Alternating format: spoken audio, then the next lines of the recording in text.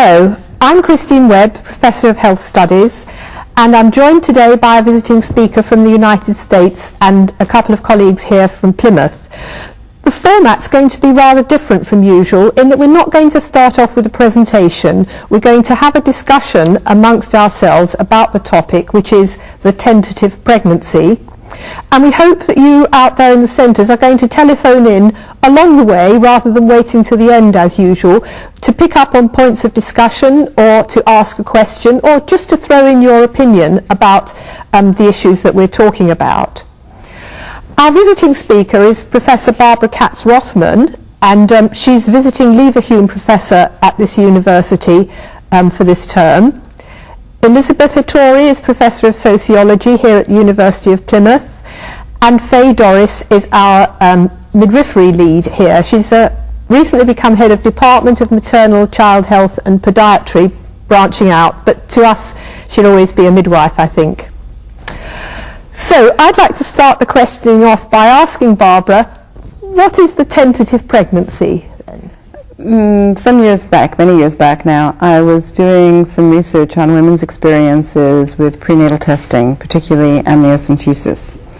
And it seemed that there was this new thing happening for women who were undergoing prenatal testing in that they thought they were going to have a baby, but they weren't really sure, even though they knew they were pregnant. So the notion of being pregnant, but not necessarily on the path to a baby, maybe on the path to an abortion for a disorder that would be diagnosed in the fetus during the pregnancy. So they were pregnant, avoiding alcohol and tobacco and doing all those pregnant things, but afraid to commit, not to think about names, not to think about a baby, because maybe there wouldn't be one. And just, I guess, one of those phrases that comes to you when women kept saying, it's also tentative. And I thought, it's a tentative pregnancy. And is that very different from how it was before these kind of technologies came Actually, in? when I did my interviews and spoke to women who chose to use the testing and chose not to, I did find that there were some women who were having tentative pregnancies without the testing. There were women who had had previous miscarriages. Women who had gone through part of a pregnancy and seen it doesn't necessarily get you a baby. Right. Those women have had that experience. What's new, what's just so strange and so sad in some ways, is to normalize that experience and make every woman in the position of, I want to be pregnant, I am pregnant, I don't know if I'm having a baby or not. So even if women had had 2 or 3 pregnancies before, they still then went into this kind of different mode of thinking about it. If this time they were going through an amnio, in the early days that was the testing I was particularly looking at, if they were going through an amnio and they knew they'd have maybe half the pregnancy or a little more finished before the results came in, it's very different.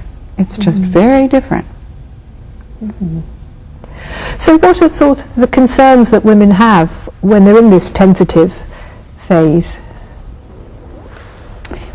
It's such a difficult situation for women because on the one hand, they really need to function as pregnant women. If you think about pregnancy as a biological state, but it's also a social state. The words we sometimes expecting, they're expecting.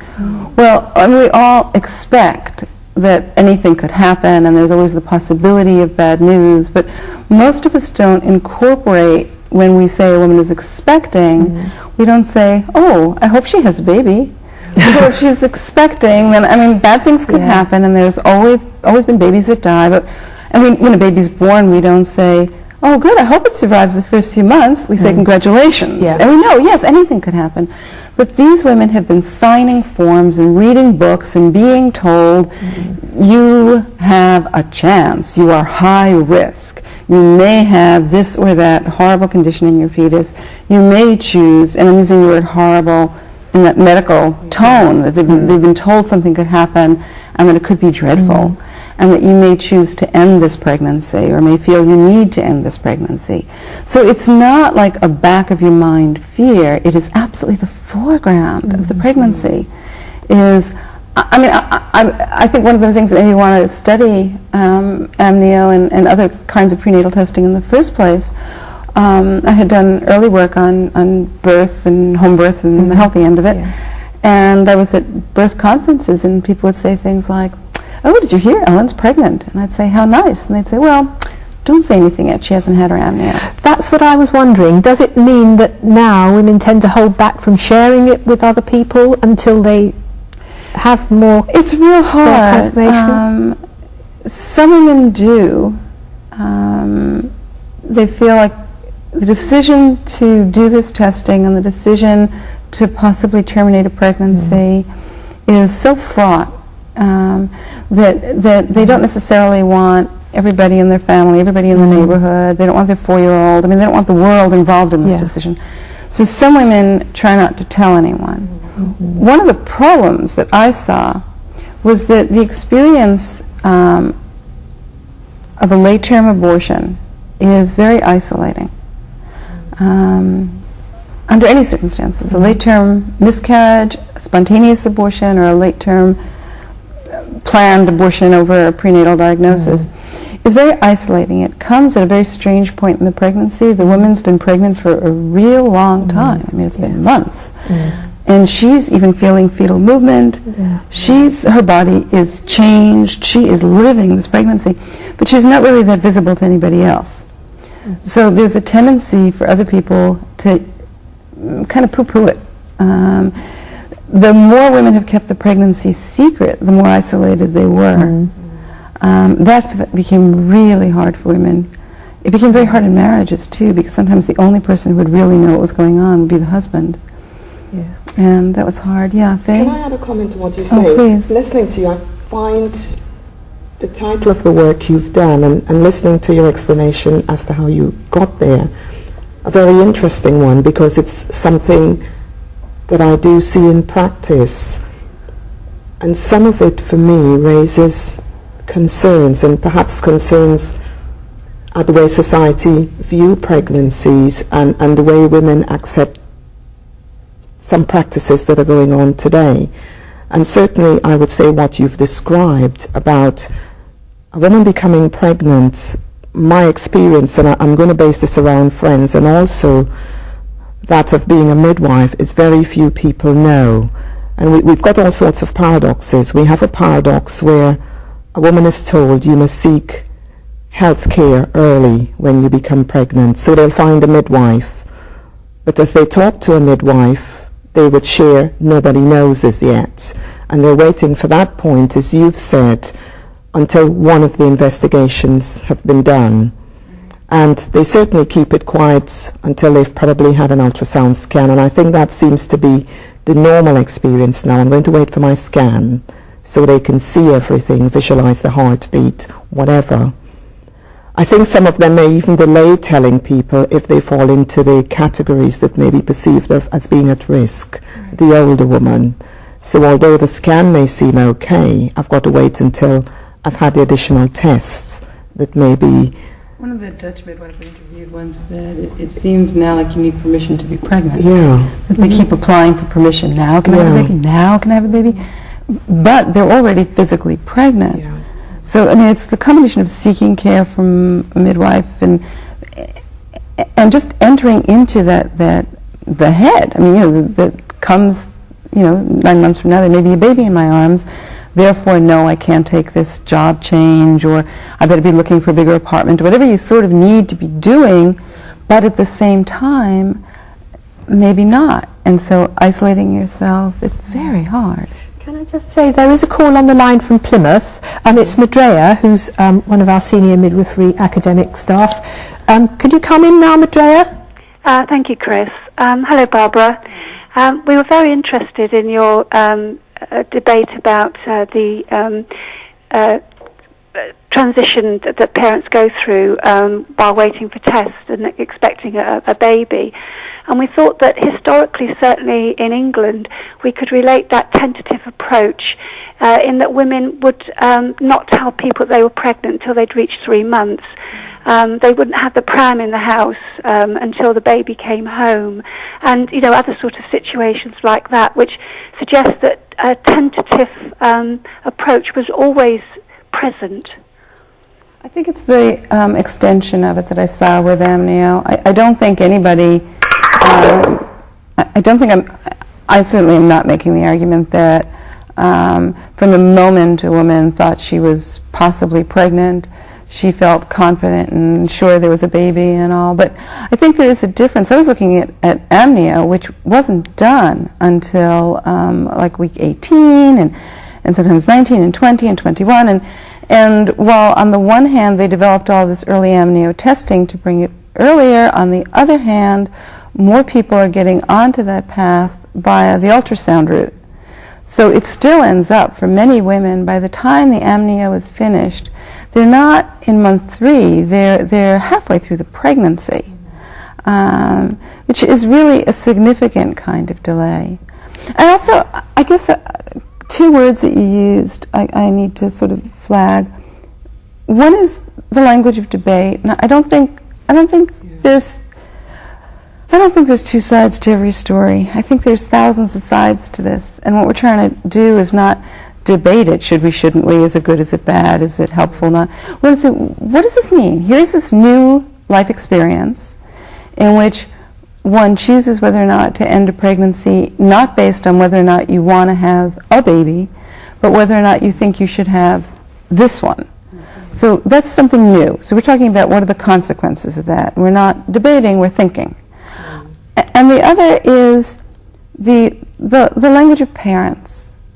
No one that I ever met is more committed to co-parenting than my husband and I are.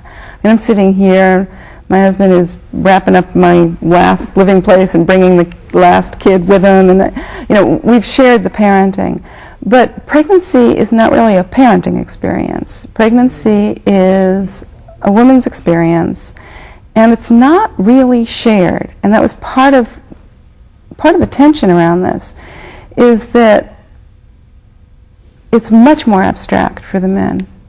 They are not lying in bed feeling their belly is kind of there as they roll over. They don't every minute have this sense of the impending change. Part of what happens with prenatal testing is that oftentimes the results come in when a woman can start to feel movement, but those around her do not yet feel it or see it.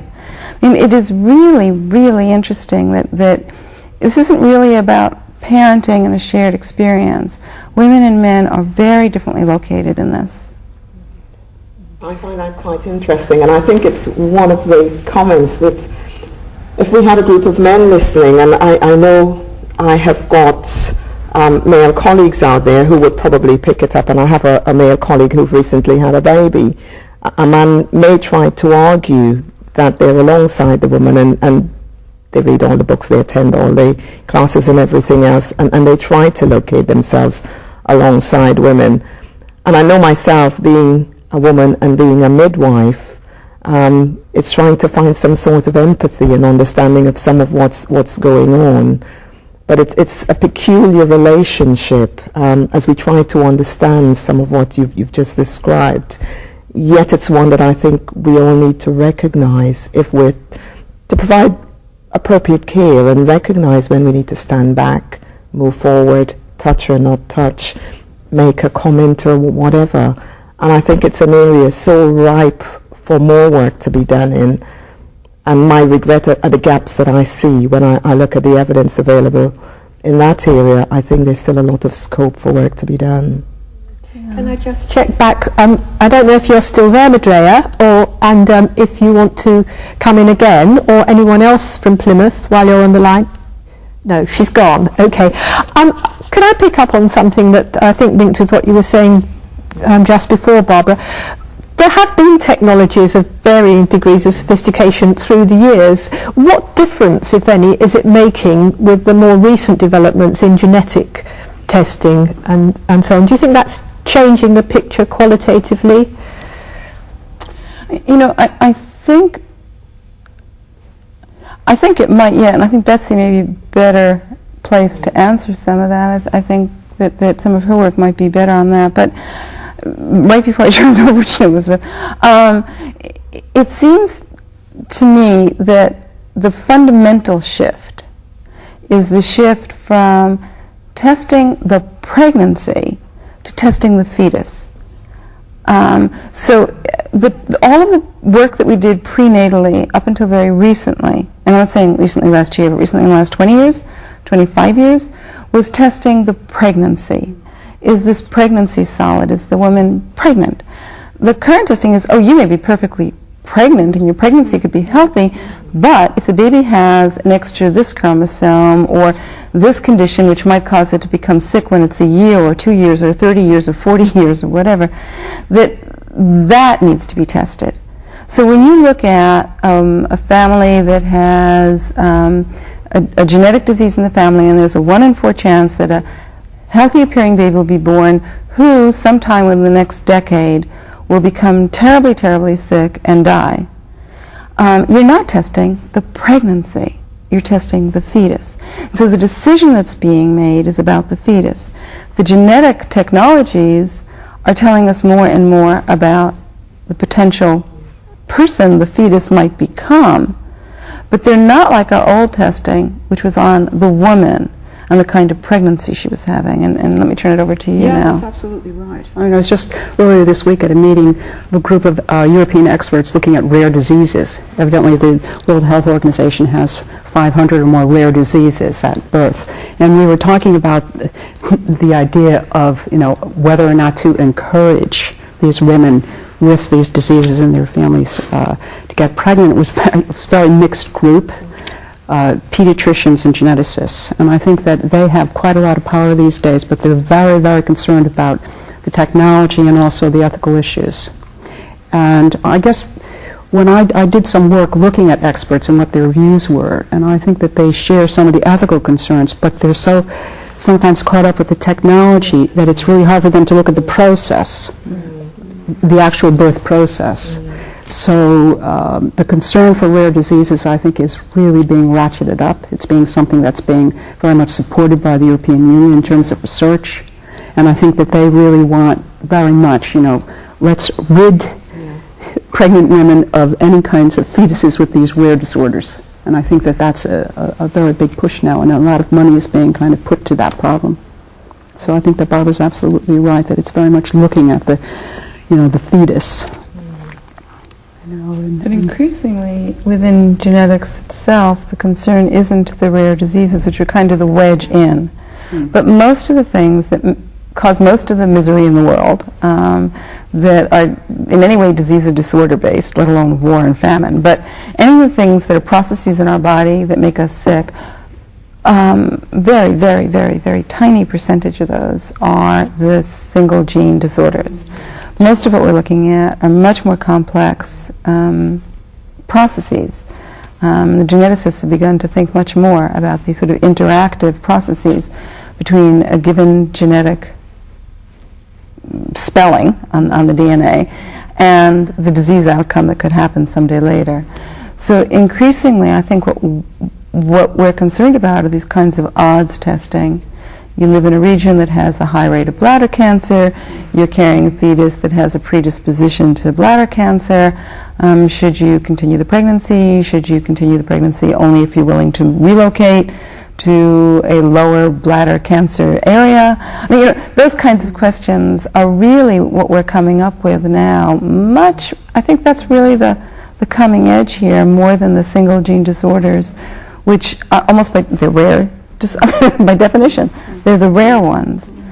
This ties in with the issue of consent for the woman or the couple who are going to have this procedure, and to do with information giving and so on.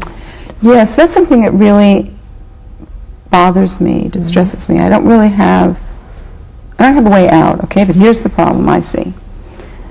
The testings are becoming more and more routinized.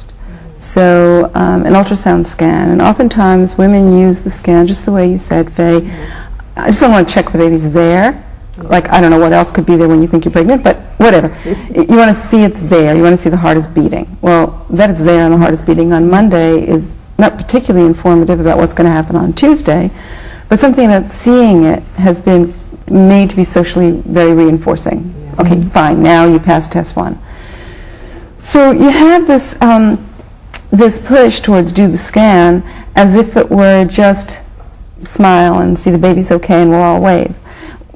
Part of what's happening is not just, hi baby, on a television screen, but step one on a process that could lead you to a decision about whether or not to terminate the pregnancy. Now, it would be in some ways actually cruel to sit down with every pregnant woman and say, do you realize we could see that this baby has no head development? Do you realize that we could see that this baby has, it's unthinkably horribly messed up? And we're going to see not a baby, but a fetus in the process of dying on the screen. Lucky us. And you don't say that to someone. You say, we're going to check your baby's okay. So the process that would be informed consent, do you want information that might lead you to choose to terminate the pregnancy? Do you want to get on this escalator? Is not really asked. Sometimes it is, sometimes it isn't. Different countries, different regions, different clinical practices approach it differently. But pretty much nobody spends a solid hour doing the kind of informed consent that you would do before one of these known rare diseases with each woman. So it's hard to really think what informed consent means anymore. Women get on a path that they don't necessarily realize they're on. The other thing that I find distressing is that sometimes women will say, oh, I wouldn't terminate the pregnancy anyway, so I don't really think I need this testing. And I've heard in my own research, and then I've certainly heard from many other people in many other practices in many parts of the world, what they're told is, you don't really have to decide that now. Let's just do the testing. We'll check everything's okay. It'll probably be fine. You'll be reassured. And if there's a problem, we can talk later. And I remember one session like that, and afterwards I said to the genetic counselor, listen, if you found Downs, this woman just told you she wouldn't terminate for Downs. You're doing a test that was essentially for Down syndrome. If you found Down syndrome, what do you think would happen? And the counselor said, oh, she'd terminate the pregnancy. And I said, well, she just said she wouldn't. And she said, oh, a lot of them say that, but they do. It's once they learn, they do. And I thought, well, she is giving her a choice. That when she gets the results, she's not going to say you have to. And what I was thinking it reminded me of was when, in the era, and perhaps that era is still here, when people pushed drugs a lot during labor, or epidurals or whatever. If you said to someone ahead of time, do you want Demerol for this labor? And the woman said, no, thank you, I do not want to have Demerol for my labor. But then you stood there, and at the absolute peak of each contraction, you said, are you sure you don't want Demerol? For the, Pethidine, is it? Or Pethidine here, or an epidural, or whatever it is, okay? If at the peak of each contraction, you again had a moment of informed choice. I'll have anything. Right. Anything. And then afterwards, wouldn't the woman have a right to say, that was very manipulative of you? Yeah. So, I mean, informed choice would include to me, would you like me to keep offering this, or would you like me to wait for you to ask? And I think a woman might well say, I don't want to be put in that position. I don't want you to keep waving at me. What happens with the prenatal testing, though, is oftentimes, look, there's probably no problem, there is no problem. What do we worry when we get there? But for the woman, when we get there, it's often too late. And then she's forced into a position that she refused to be put in the first place. I came up in my own mind thinking about it as the informed refusal of information. There is information I choose not to have. And I remember speaking to some women about that idea where they said, all right, I would terminate for Down syndrome, but there are conditions which I would not want to terminate the pregnancy for, so I'd prefer not to know those. And then I remember one woman said, well, she thought about that, and she went to a genetic counselor and said, since I would terminate for this but not for that, I want to be informed for this and not for that. And the counselor said, I couldn't do that. I couldn't not give you all the information. You have to have all the information so you can make an informed choice. The woman said, my informed choice is not to have the information. She said, I couldn't. We have Sue on the line from Exeter, but just before we lose that point, I would like to check out with Faye, is that how it is in this country? My feeling would be that women aren't so informed and aware of all the possibilities. And I also understood that some amniocentesis, for example, wasn't done unless the woman would be prepared to follow through with the decision to terminate. But maybe That's got that changing. wrong. I think it's more subtle than that in this country. I wouldn't come out and say that's the way it is or it isn't. I think if you talk to anybody, midwives, doctors, healthcare workers, geneticists, whatever, they would give an answer of women have got choice. And you'll get all this information of the leaflets that they're given and everything that happens. But I think the reality, the situation that Barbara has just described, I don't think women recognize that they're on, they make one step on an escalator and that it moves at a pace and that it's very difficult to get off. So I think they will be told that there's choice. And that's true in the States too. I mean, I'm not saying that, I'm saying no matter how much you say, though, there is some information I don't want. That's a really, at that point, that's not your choice. To say I don't want the information is not a choice. I think it's very subtle. It's very subtle what's going on. It is subtle. It is. I think the subtlety is part of what makes it so manipulative. That we're going to check the baby's okay. Well, what if it's not? You know, I mean, that's on the one hand known and on the other hand not. I think there is something subtle and manipulative that happens. Let's bring in Sue then. Thanks very much for waiting, Sue. Would you like to come in with your contribution? Hello, Christine. Thank you very much. It's Sue Moore in Exeter here with a group of midwives and student midwives and I'm trying to collate questions at the moment. We've actually 3 questions, I think now. First question, does Professor Rothman believe that with the coming of the genetic screening age that we might be coming closer, particularly in midwifery, to becoming a branch of eugenics? Shall I do the questions one at a time? Are they on the same topic or are they different? If they're different, then let's do them one at a time. Hello, yes, they are different. Okay, let's deal with that one first then, Barbara. It's a tricky issue. I just came from 6 months in teaching in Germany, so the whole history of eugenics was so on the table all the time in our discussions there. It was a very interesting and powerful experience for me. We think, in the States at least, I find my students there, most people there, think eugenics is a state-mandated program. You must. And police are banging at your door, somebody's dragging somebody off in handcuffs, and that did happen in Germany, and that was a lived experience. And a student in my class whose grandfather did those sterilizations, and they're very aware of the eugenics history. There's another approach to eugenics, which is via individual choice, in which the notion is either that you have a personal responsibility to the community, to the world at large, or even a personal responsibility to this potential being that you're calling forth from the cosmos to make sure that it's healthy. The slippage is all around what do you mean by the individual choice.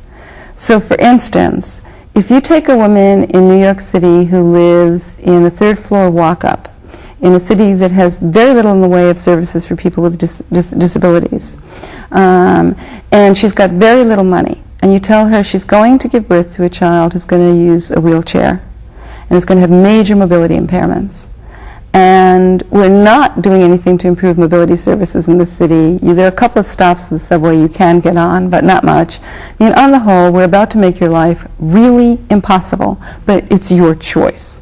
Nobody's going to require you to terminate the pregnancy. So the notion of choice is always so loaded. People don't choose this the way you choose ice cream flavors. You know, you have your money and they all cost the same. Which one do you want?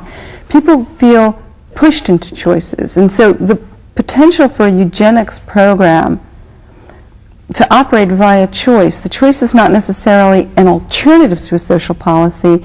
It can be a mechanism for implementing a social policy. You make some choices acceptable choices, easy choices, supported choices. You make other choices there, but not really. For some women, it goes the other way. They're in communities that are so opposed to abortion that no matter what they face, they say, I have no choice. I couldn't possibly terminate the pregnancy. Hold on there a minute, Sue. I'd just like to bring in a point that we've got on an email message here from Plymouth, which I think is related to what you're talking about now, Barbara. It's about they're having a lot of discussion in the room in Plymouth about financial influences in a society that values perfection and the implications of that. And I think what you're saying about people living in poor housing, people on welfare, and so on is you know, I in the often same do this area. little thought experiment. If the same day that you got the results of the testing and you learned that the fetus had, say, Down syndrome, you also learned that you won the lottery, would it affect the decision? To the extent that it would affect the decision, we're talking about social, political, and economic programs to remove people with Down syndrome from the society. To the extent that we say, no, that has nothing to do with it, I think life with Down syndrome is simply unbearable and horrible, and I wouldn't wish that on someone, then you're talking about something else. But with Down syndrome, actually, if you won the lottery, might not be that bad. Then we are talking about essentially a eugenics program that is not run by force. Okay? It's very important. I also think the notion of choice, and again, I don't know what the alternative is. I just know what the costs are. There was a phrase that women used that just haunts me all the time. Whatever they decided, to do the test, to not do the test, to terminate, to not terminate, they often said, it was my only choice. I thought, what an expression. It's all in there, okay? I'm doing what I have to do. I couldn't do anything else. In the world I live in, the society, the family, the community, whatever, the religion, I'm doing what I have to do. But everybody is telling me it's my choice. Nobody's making me do this. A choice that is no choice, my only choice. Choice is no choice. So that is a kind of a eugenics program, I'm afraid, sometimes. Yeah. That was question one. Right. Okay, Sue, and colleagues in Exeter. Question two. Well, unless you want to go back to question one, if you want to argue with me or work on it.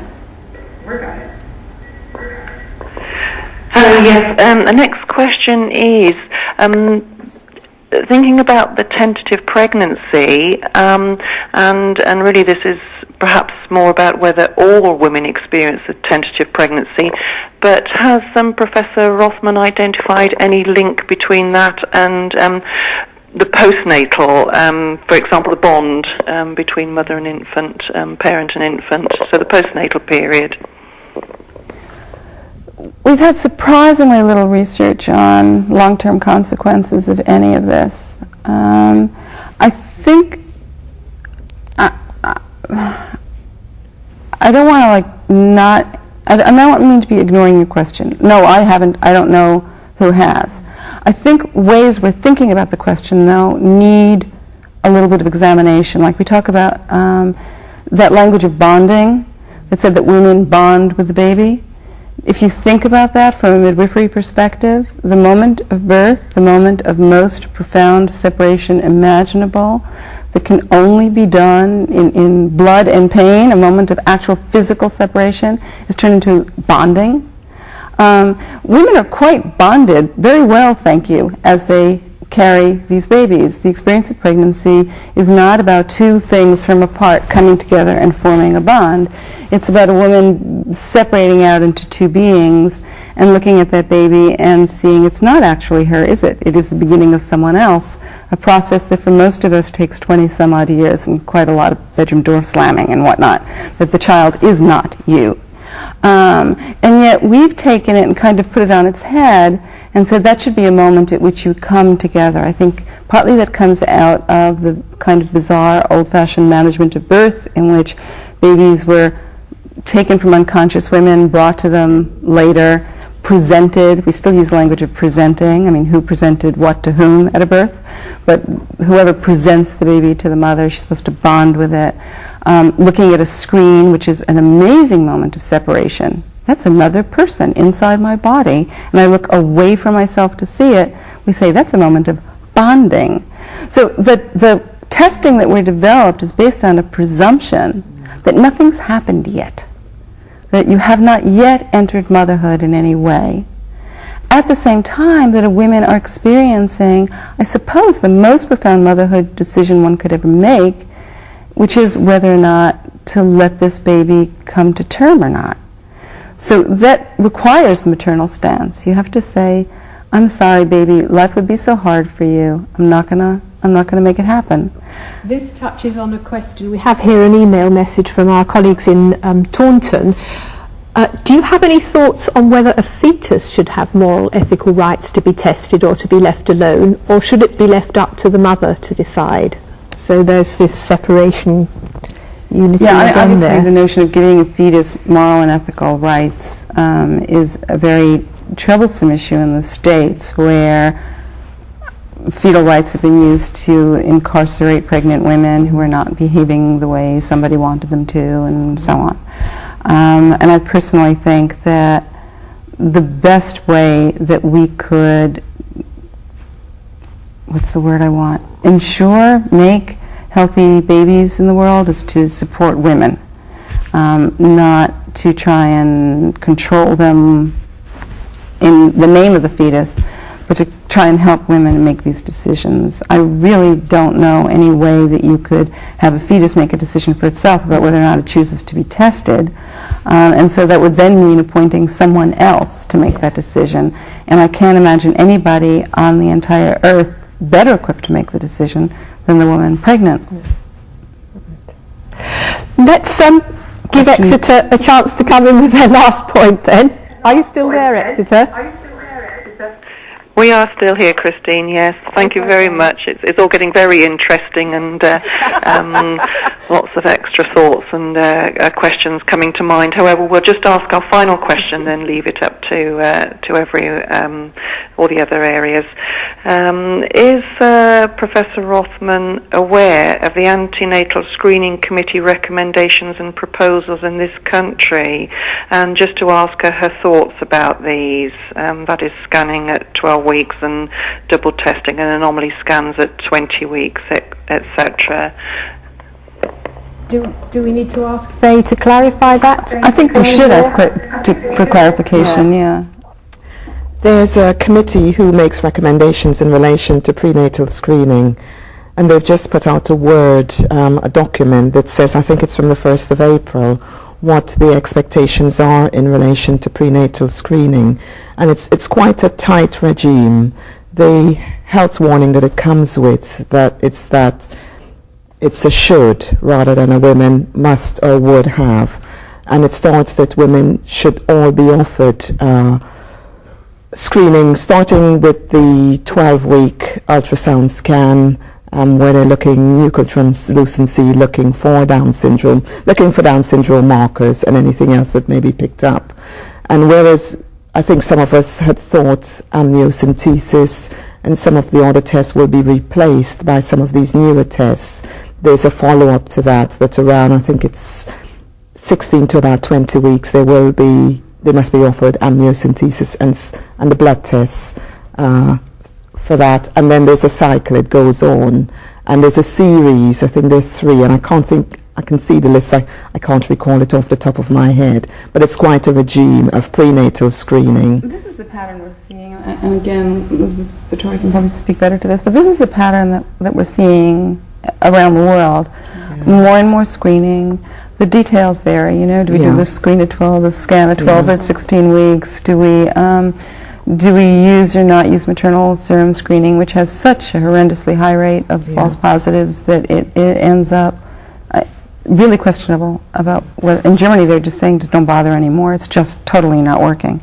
But there's a package of testing, and I think basically what we need to think about is not so much Monday it's this test and then next April it'll be some other test, but we're introducing more and more testing, we're routinizing the testing. As it becomes more and more routine, there's less and less conscious thought in practice about what this testing means for the woman and her family. And the providers, the midwives, are being encouraged to just sort of, well, we usually do a scan at 12 weeks. We're offering it to you. You'll be expected in such and such a place at such and such a time. There's a troubling possibility here that you might learn something you'd rather not know, but here's the testing, do you want it? So as more and more testing becomes more and more routine, for me, it's like focusing more on the forest than the trees. I think the recommendations will shift again in a year or so, and I don't, you certainly have to follow them and know what they are, but the point that more and more testing is being done, and it is not being done, it's almost the opposite.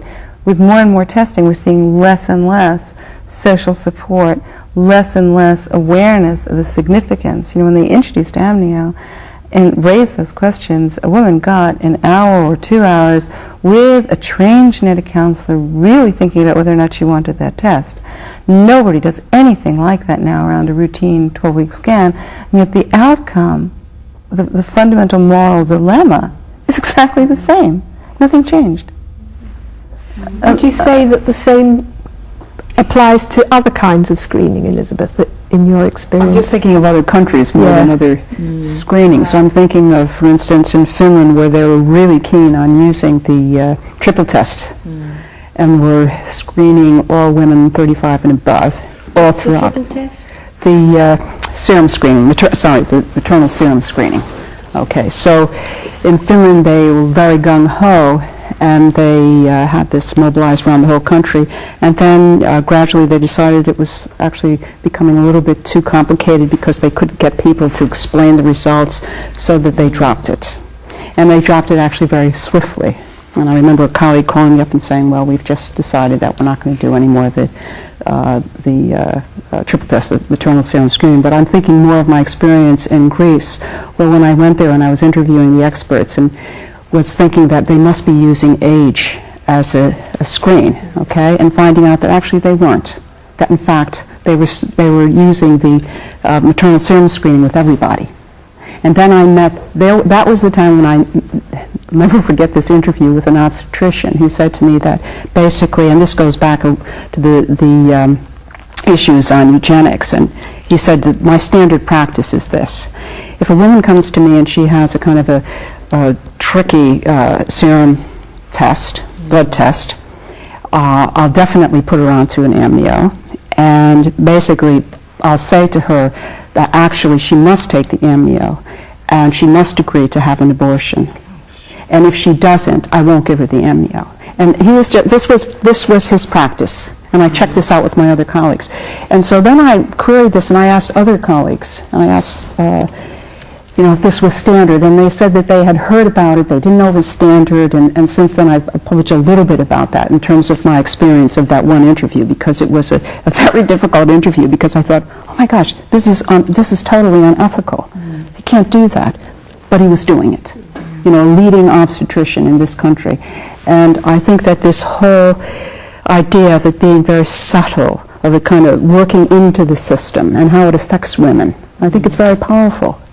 You know, and I think that, that we must also remember that these experts, have their own views, very strong views. We've got an interesting question here from Plymouth. Do you have any comments about those situations in which the woman wants to end the pregnancy but the father wants it to continue? Actually, what I saw, I don't know what other people have seen in their practice, but I saw in my interviews with women themselves, with genetic counselors, it's more the other way, where the women want to continue the pregnancy, but the deal they made was that they wouldn't if there was anything wrong or seriously wrong. And partly that's because the woman's moved along by the experience of the pregnancy, and she's not actually at 18 weeks the same woman she was when she had this all planned out a while ago. But he is the same man he was. I mean, they said, no, we could never raise a child with whatever, higgledy-piggledy disease, but she's kind of committed to the pregnancy now and having a hard time facing the thought of ending it. And we do have a long history of research that says that when there are severe disabilities in a child, sometimes families break up. And that's an interesting euphemism that I thought about a lot. The 3-year-old does not pack her bags and leave. In fact, mommy doesn't pack her bags and leave. What sometimes happens is that men abandon women who've had children with severe disabilities. Not all men, and some of my best friends and blah, blah, blah, but it's a life experience that women have. And oftentimes what the women were saying was, I couldn't do this alone. I mean, it's one thing to raise a child with disabilities in this family. It's another thing to do it as a single mother. And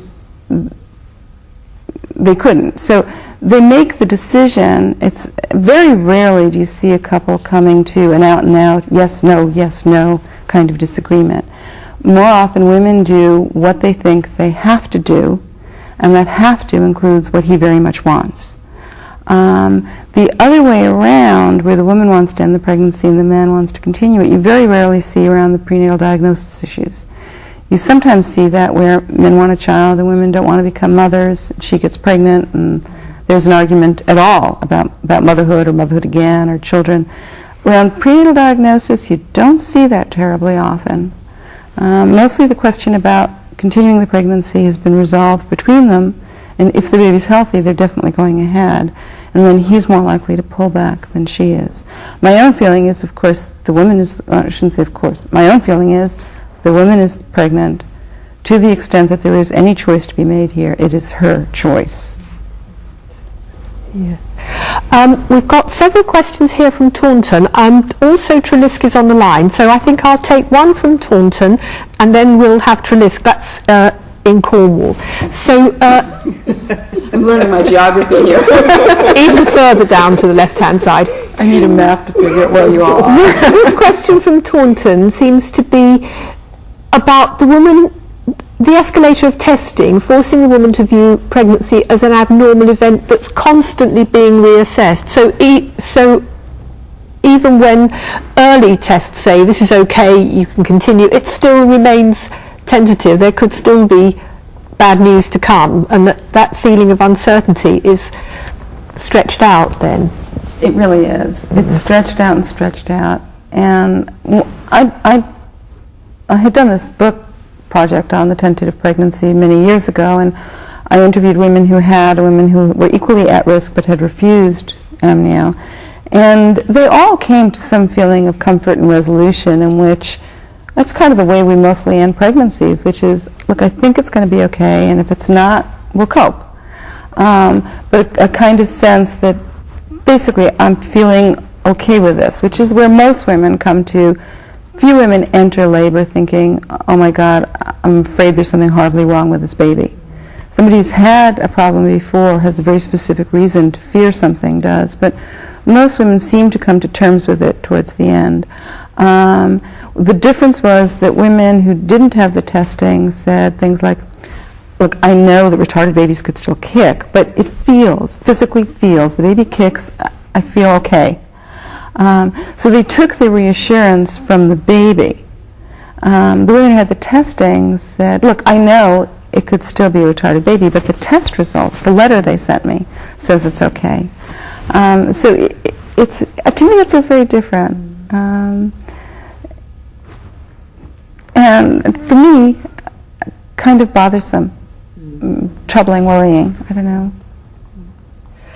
Let's see what Trelisk want to throw into the discussion.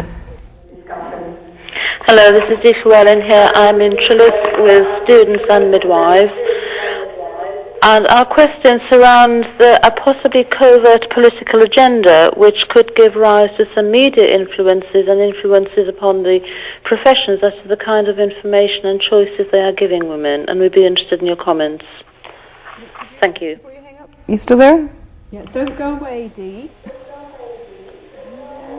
Are you still there, Dee? Well, okay, I think she's not. So if you want to come back, I'm a little unclear on the question because the notion of what constitutes a covert political agenda, how planned this is, how coercive this is, it's really interesting and complicated. It's varied nation to nation. It's varied within nations. There is, it's hard to argue with health, okay? So everybody would like us to have healthy babies. What does that actually translate as? What does that mean?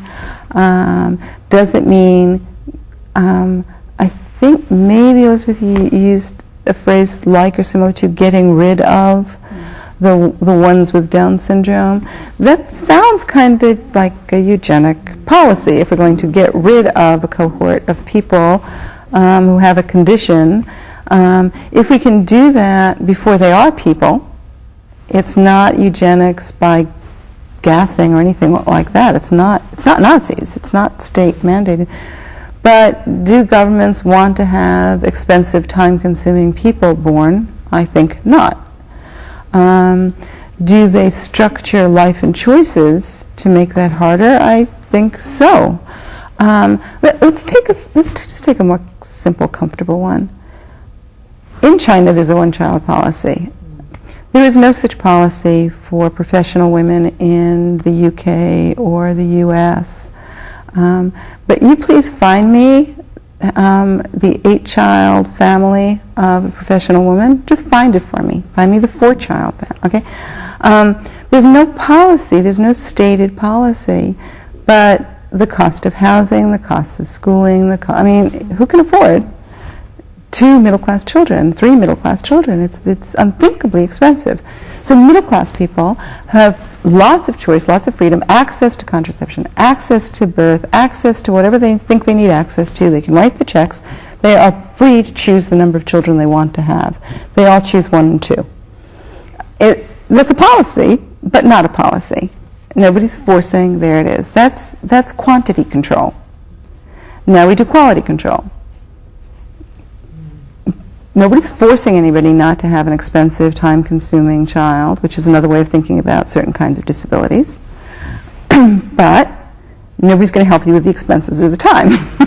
So make a choice. That's a policy. Again, I don't think we need to think about people in back rooms sneakily planning takeovers, and it's not like that. It's all in the name of health.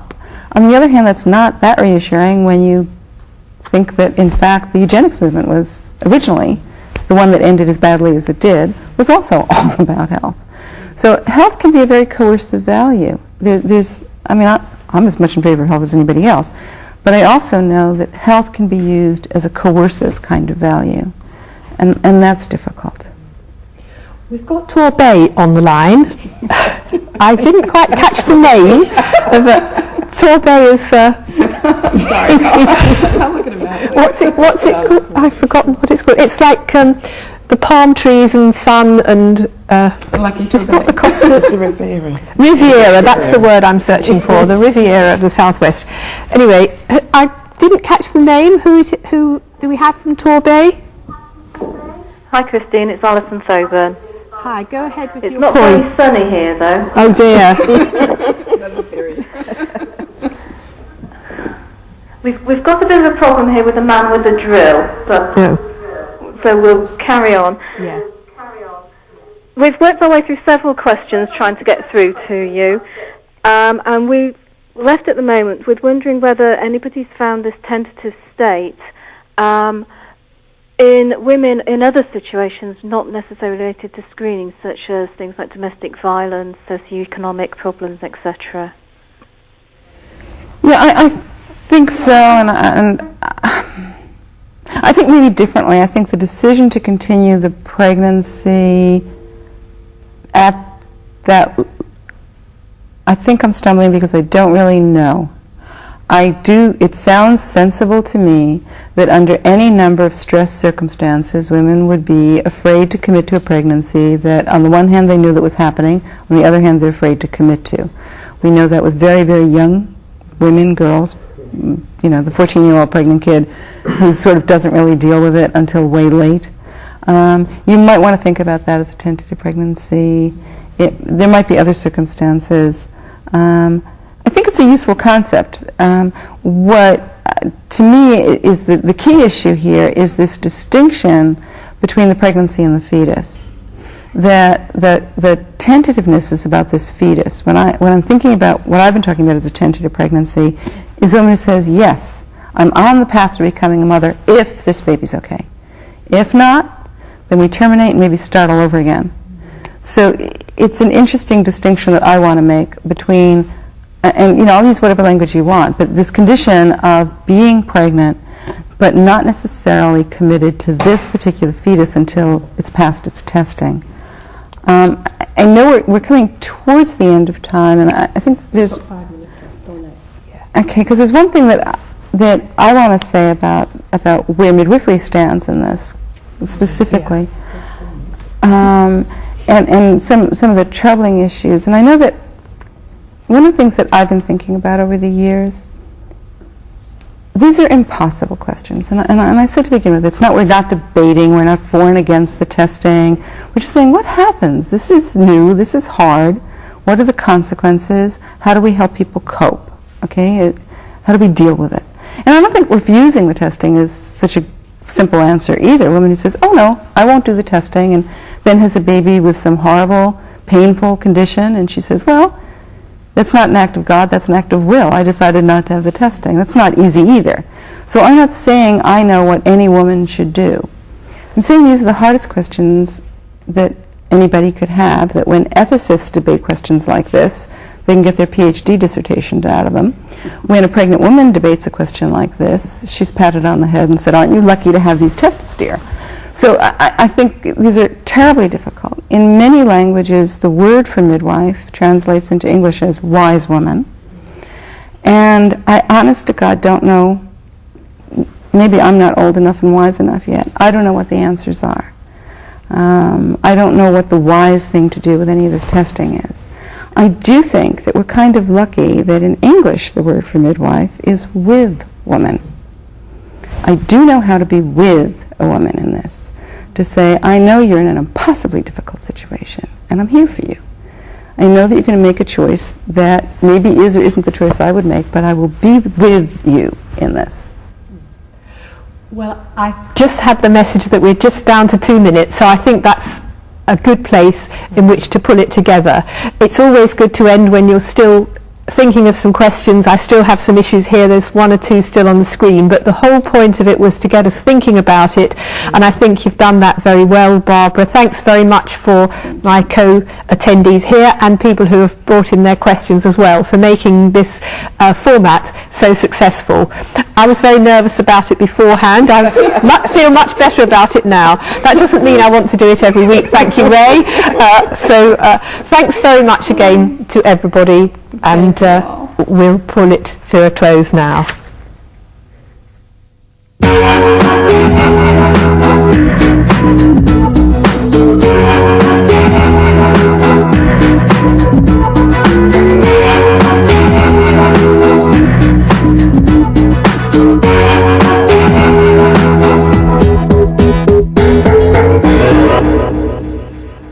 Abortion for a disorder that would be diagnosed in the fetus during the pregnancy. So they were pregnant, avoiding alcohol and tobacco and doing all those pregnant things, but afraid to commit, not to think about names, not to think about a baby, because maybe there wouldn't be one. And just, I guess, one of those phrases that comes to you when women kept saying, it's also tentative. And I thought, it's a tentative pregnancy. And is that very different from how it was before these kind of technologies came Actually, in? when I did my interviews and spoke to women who chose to use the testing and chose not to, I did find that there were some women who were having tentative pregnancies without the testing. There were women who had had previous miscarriages, women who had gone through part of a pregnancy and seen it doesn't necessarily get you a baby. Right. Those women have had that experience. What's new, what's just so strange and so sad in some ways, is to normalize that experience and make every woman in the position of, I want to be pregnant, I am pregnant, I don't know if I'm having a baby or not. So even if women had had 2 or 3 pregnancies before, they still then went into this kind of different mode of thinking about it? If this time they were going through an amnio, in the early days that was the testing I was particularly looking at, if they were going through an amnio and they knew they'd have maybe half the pregnancy or a little more finished before the results came in, it's very different. It's just very different. So what are sort of the concerns that women have when they're in this tentative phase? It's such a difficult situation for women because on the one hand, they really need to function as pregnant women. If you think about pregnancy as a biological state, but it's also a social state. The words being sometimes expecting.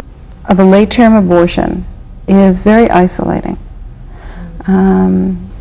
Under any circumstances, a late-term miscarriage, a spontaneous abortion, or a late-term planned abortion over a prenatal diagnosis is very isolating. It comes at a very strange point in the pregnancy. The woman's been pregnant for a real long time. I mean, it's been months.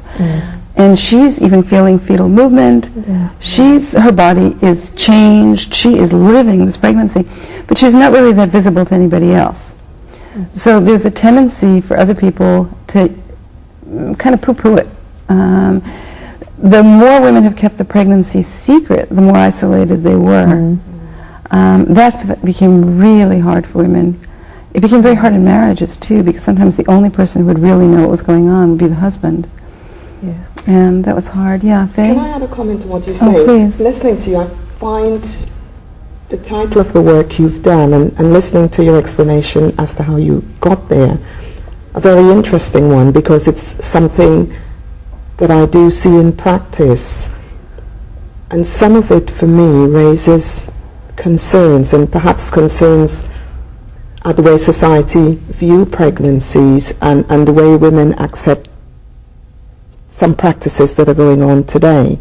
And certainly I would say what you've described about a woman becoming pregnant, my experience, and I'm going to base this around friends and also that of being a midwife, is very few people know.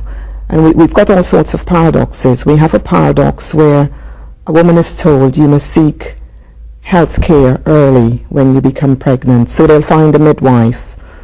But as they talk to a midwife, they would share nobody knows as yet.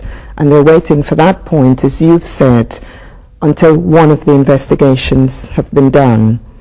And they certainly keep it quiet until they've probably had an ultrasound scan. And I think that seems to be the normal experience now. I'm going to wait for my scan so they can see everything, visualize the heartbeat, whatever. I think some of them may even delay telling people if they fall into the categories that may be perceived as being at risk, the older woman. So although the scan may seem okay, I've got to wait until I've had the additional tests that may be. One of the Dutch midwives I interviewed once said, it seems now like you need permission to be pregnant. Yeah. That they keep applying for permission. Now can I have a baby? Now can I have a baby? But they're already physically pregnant. Yeah. So, I mean, it's the combination of seeking care from a midwife and just entering into the head. I mean, that comes, 9 months from now, there may be a baby in my arms. Therefore, no, I can't take this job change, or I better be looking for a bigger apartment, or whatever you sort of need to be doing, but at the same time, maybe not. And so isolating yourself, it's very hard. Can I just say, there is a call on the line from Plymouth. It's Madrea, who's one of our senior midwifery academic staff. Could you come in now, Madrea? Thank you, Chris. Hello, Barbara. We were very interested in your debate about the transition that parents go through while waiting for tests and expecting a baby. And we thought that historically, certainly in England, we could relate that tentative approach in that women would not tell people they were pregnant until they'd reached 3 months. They wouldn't have the pram in the house until the baby came home, and other sort of situations like that, which suggests that a tentative approach was always present. I think it's the extension of it that I saw with them. I don't think anybody. I certainly am not making the argument that we're expecting. Well, we all expect that anything could happen, and there's always the possibility of bad news, but most of us don't incorporate, when we say a woman is expecting, we don't say, oh, I hope she has a baby. Or if she's expecting, then, bad things could happen, and there's always been babies that die, but when a baby's born, we don't say, oh good, I hope it survives the first few months, we say congratulations. Yeah. And we know, yes, anything could happen. But these women have been signing forms and reading books and being told, you have a chance, you are high risk, you may have this or that horrible condition in your fetus, you may choose, and I'm using the word horrible in that medical tone, that they've been told something could happen and that it could be dreadful, and that you may choose to end this pregnancy or may feel you need to end this pregnancy. So it's not like a back of your mind fear, it is absolutely the foreground of the pregnancy. I think one of the things that made me want to study amnio and other kinds of prenatal testing in the first place, I had done early work on birth and home birth and the healthy end of it, and I was at birth conferences and people would say things like, oh, did you hear Ellen's pregnant? And I'd say, how nice. And they'd say, well, don't say anything yet, she hasn't had her amnio. That's what I was wondering. Does it mean that now women tend to hold back from sharing it with other people until they have more? It's real hard. Some women do.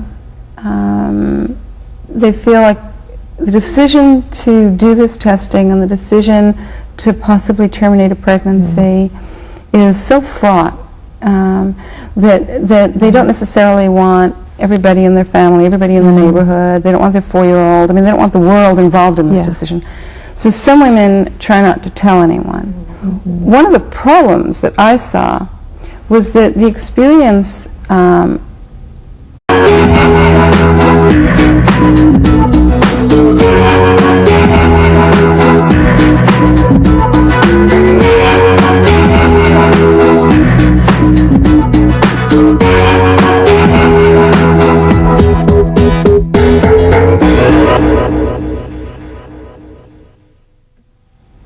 Hello, I'm Christine Webb, Professor of Health Studies, and I'm joined today by a visiting speaker from the United States and a couple of colleagues here from Plymouth.